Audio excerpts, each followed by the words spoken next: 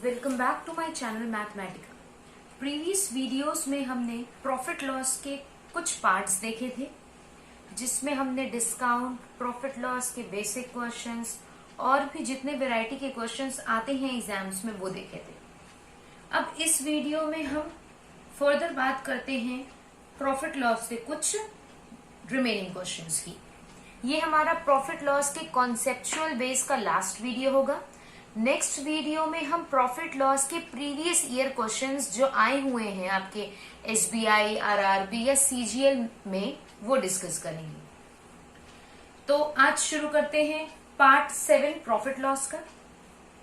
पहले क्वेश्चन की बात करते हैं। पहला क्वेश्चन क्या है? A man sells 2 article. एक आदमी ने 2 वस्तुओं को बेचा। उसने एक को 15% हानि पर बेचा और दूसरी को 19% लाभ पर बेचा। तो हमने हानि के लिए माइनस लगा दिया और प्रॉफिट के लिए प्लस लगा दिया। तो उसे पूरे मतलब इसको हानि पर बेचकर और इसको लाभ पर बेचकर जो पूरा उसको प्रॉफिट या लॉस में से जो भी हुआ है, उसमें उसको 90 रुपए का ओवरऑल क्या हुआ है? लॉस, मतलब हानि हुई है। तो बताइए कि कॉस्ट प्राइस क्या होगी? सीपी निकालनी है सेकेंड आर्टिकल की, जब एसपी दोनों आर्टिकल की बराबर है। ठीक, तो अब अगर 15% की बात करें तो 15% होता है हमारा 3/20 और 19% तो 19 ही रहेगा आपका, 19/100। तो अब बात करेंगे कॉस्ट प्राइस की, प्रॉफिट या लॉस जो हुआ है उसकी, और बात करेंगे सेलिंग प्राइस की। अब हमें पता है ये ऊपर वाला लॉस तो नीचे वाला कॉस्ट प्राइस। हमेशा प्रॉफिट या लॉस परसेंट किस पे दिया जाता है? कॉस्ट प्राइस पे दिया जाता है। मतलब 20 के सीपी पे 3 का लॉस हुआ, मतलब सेलिंग प्राइस 17 आ गई। ये कौन से आर्टिकल की बात हो रही है? पहले आर्टिकल की। अब दूसरे आर्टिकल की बात करें तो ये 19/100 आएगा। 19/100 मतलब ये होगा प्रॉफिट और ये होगा हमारा सीपी। तो सीपी आ गया सेकेंड आर्टिकल का यहाँ पे 100 और प्रॉफिट है 19, मतलब सेलिंग प्राइस क्या आ जाएगा? 190। अब आपको दिया था सेलिंग प्राइस पहले का और दूसरे का सेम है। दोनों सेलिंग प्राइस क्या है? सेम है। तो यहाँ 119 है, यहाँ भी 119 होना चाहिए। तो 17 को 119 बनाने के लिए 7 से इंटू करना पड़ेगा। तो अगर 7 से सेलिंग प्राइस इंटू की है, मतलब सब रेशियो को 7 से इंटू करना पड़ जाएगा। कोई दिक्कत? तो अब अगर बात करें यहाँ की, मतलब यहाँ पे हुआ वैल्यू -21, यहाँ पे वैल्यू हुई 19, मतलब पहले आर्टिकल पे 21 की हानि हुई और यहाँ 19 का लाभ हुआ। तो अगर ओवरऑल लॉस की अगर हम बात करें तो -21 + 19 मतलब क्या? -2। माइनस क्या इंडिकेट कर रहा है? लॉस, और कुछ नहीं। और वो लॉस इन्होंने क्वेश्चन में दिया था 90 रुपए का हुआ है। मतलब 2 रेशियो की वैल्यू 90 है तो 1 रेशियो की वैल्यू कितनी हो जाएगी? 45। और आपको निकालना था कॉस्ट प्राइस सेकेंड आर्टिकल का, मतलब हमने क्या लिया है उसे? 100। मतलब कॉस्ट प्राइस सेकेंड आर्टिकल का जो होगा वो क्या आ जाएगा? 4500। Cost price of second article. सिर्फ रेशियो मेथड से ही हमने पूरा कर दिया। बस यहाँ पे ये ध्यान रखिएगा, सेलिंग प्राइस बराबर है तो आपको इन दोनों को क्या करना पड़ेगा? बराबर करना पड़ेगा। अगले क्वेश्चन पे मूव करते हैं। क्या है अगला क्वेश्चन? देखते हैं। Man sells 2 article. एक आदमी ने 2 वस्तुओं को बेचा। पहले को 20% हानि पर बेचा, मतलब क्या? 1/5, और दूसरे को 60% प्रॉफिट पे बेचा, मतलब क्या? 3/5। ठीक, अब सेलिंग प्राइस का डिफरेंस निकालना है उनके। क्या निकालना है? एसपी का डिफरेंस निकालना है।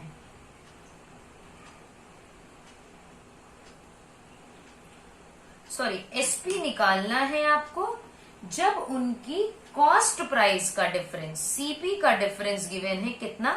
3200। तो अब यहीं पे हम क्या बात करें भाई, एसपी, प्रॉफिट और लॉस और सेलिंग प्राइस, तीन चीजों की बात की जा रही है, तो तीन की वैल्यू हम लिख लेते हैं। तो अगर पहले आर्टिकल की बात की जाएगी तो कॉस्ट प्राइस कितनी, नीचे वाली, लॉस हो रहा है तो ऊपर वाला -1, मतलब सेलिंग प्राइस क्या आ जाएगी, 4 आ जाएगी। यहाँ पे नीचे वाली कॉस्ट प्राइस, ऊपर वाला प्रॉफिट, तो सेलिंग प्राइस कितनी, 8। क्वेश्चन में दिया हुआ है if selling price of both the article are same, मतलब एसपी क्या है उनकी, एक जैसी है। तो यहाँ 8, यहाँ पे 8 बनाने के लिए हमको क्या 2 से इंटू करना पड़ेगा, और जब इसको 2 से इंटू किया है तो सबको 2 से इंटू करना पड़ेगा। तो ये वैल्यू आ जाएगी 10, ये आ जाएगी -2 और ये आ जाएगी 8। सेलिंग प्राइस हमारी बराबर हो गई, और हमें दिया था कॉस्ट प्राइस का डिफरेंस। तो एक कॉस्ट प्राइस पहले की है 10, दूसरे की है 5, मतलब इनका डिफरेंस कितना आ गया कॉस्ट प्राइस का, कॉस्ट प्राइस का डिफरेंस 10 - 5 कितना, 5 आ जाएगा। और जो आपको दिया था 3200, तो 1 की वैल्यू 640 आ जाएगी, डिवाइडेड बाई 5 कर दिया। और आपको बताना था एसपी मतलब 8 की वैल्यू बतानी थी, तो 64 8 होता है 5120, ये हो जाएगी क्या, सेलिंग प्राइस ऑफ आर्टिकल्स। चाहे पहले की बात करें चाहे दूसरे की बात करें, क्योंकि दोनों की आर्टिकल की सेलिंग प्राइस क्या था, सेम था। उसी तरीके से है। नेक्स्ट क्वेश्चन करते हैं। अब जैसे पहले वाले क्वेश्चन में आपको क्या प्रॉफिट और लॉस दिया हुआ था, ओवरऑल लॉस, इसमें आपको कॉस्ट प्राइस का डिफरेंस दिया है। अब अगले क्वेश्चन भी ऐसा ही है, बस थोड़ा सा ट्विस्ट है। पहले आर्टिकल को अब कहा गया है 2 वस्तुएं बेचता है, और कहा गया है बेचता कितने में है, 1710 में। ठीक, तो ये क्या हो गई, एसपी हो गई। अब आपसे कहा गया है पहले को लॉस पे बेच रहा है 10% की, दूसरे को 25% के प्रॉफिट पे बेच रहा है, मतलब यहाँ पे वैल्यू 1/10 आ जाएगी, यहाँ पे वैल्यू 1/4 आ जाएगी। अब फिर से वही कॉस्ट प्राइस, प्रॉफिट या लॉस और सेलिंग प्राइस, इसकी ही टेबल बनेगी।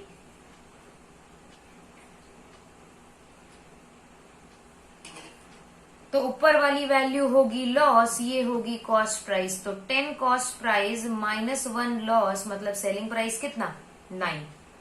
नीचे वाली वैल्यू कॉस्ट प्राइस, प्रॉफिट दिया था तो ऊपर वाला +1 हो जाएगा, तो आपकी सेलिंग प्राइस आ जाएगी 5।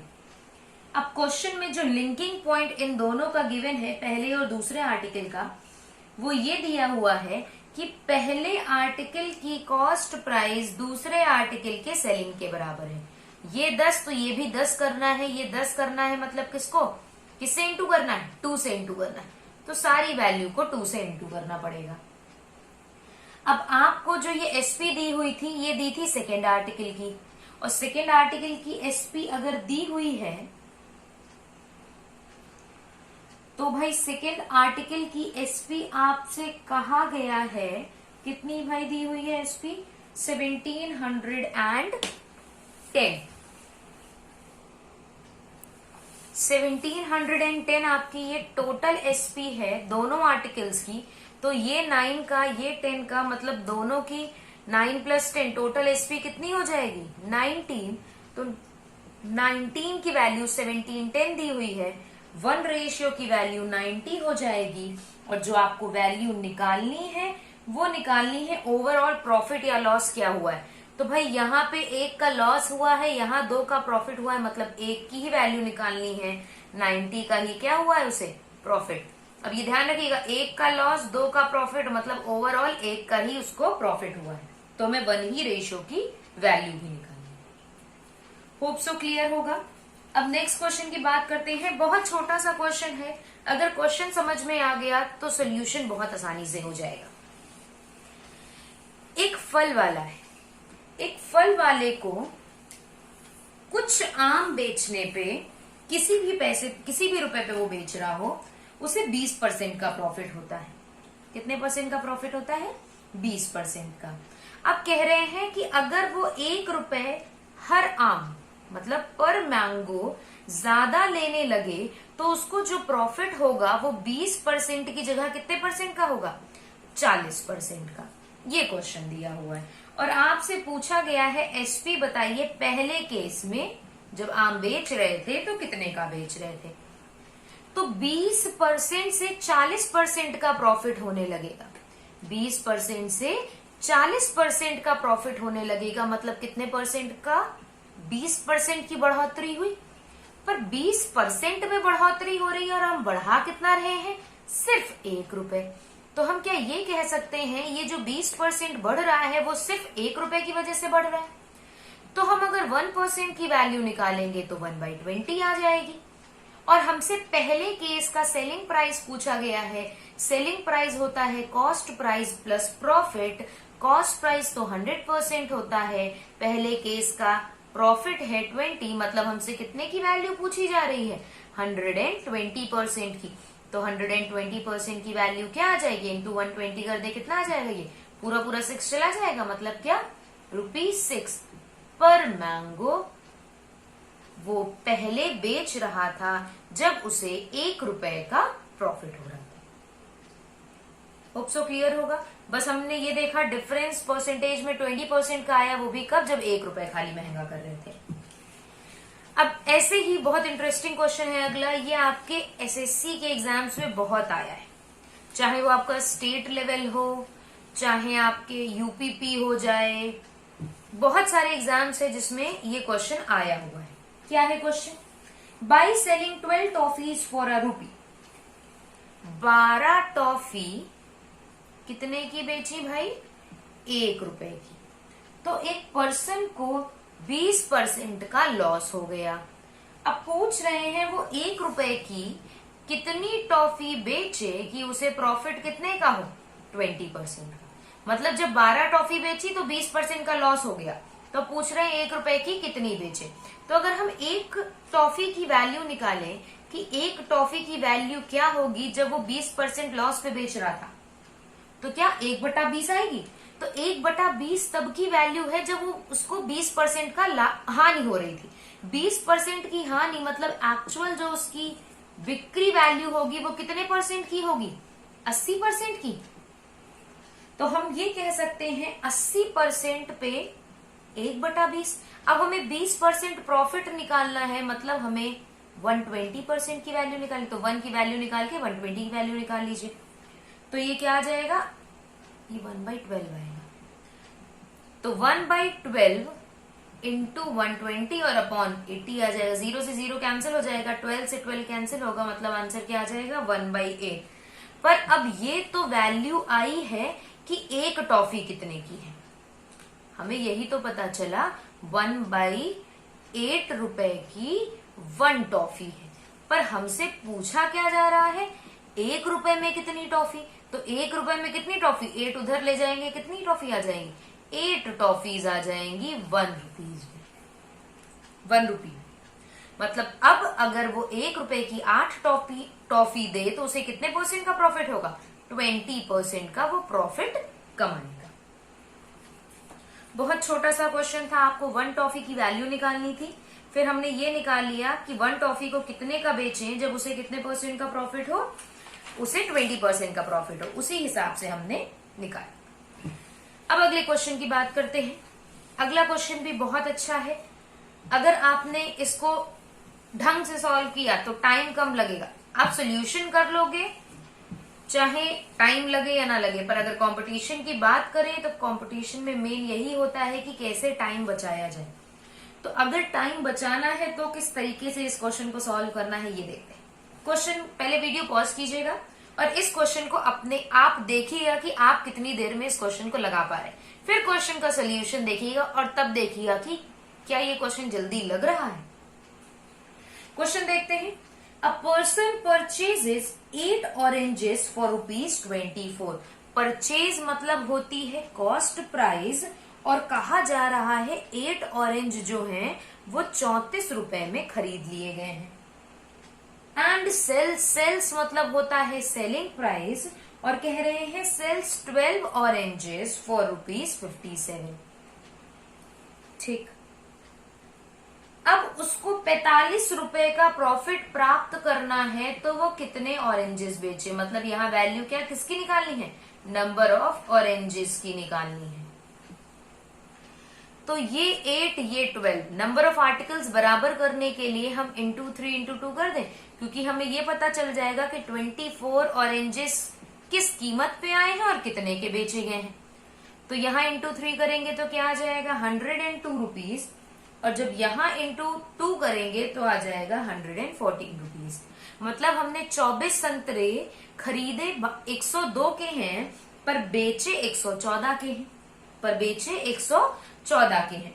तो हमें कितना प्रॉफिट दिख रहा है 12 रुपए का प्रॉफिट। तो हम क्या कह सकते हैं 12 रुपए का प्रॉफिट हुआ है 24 संतरों पे।